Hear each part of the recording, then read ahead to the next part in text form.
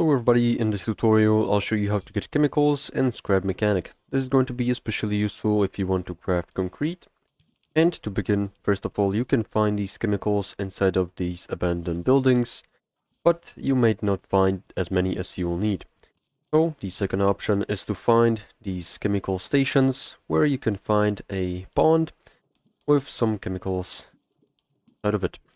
You can either use a bucket and fill it up like this, and go to the craft bot and craft 5 chemicals from one chemical bucket, which is also going to give you back the bucket, so you don't have to worry. You can see.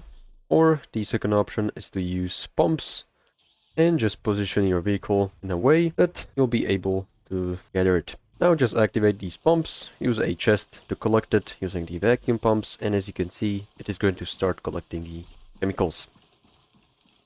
So these are pretty much all the options how to get chemicals in scrap mechanic. Make sure to like and subscribe if you found this helpful, and see you in the next one.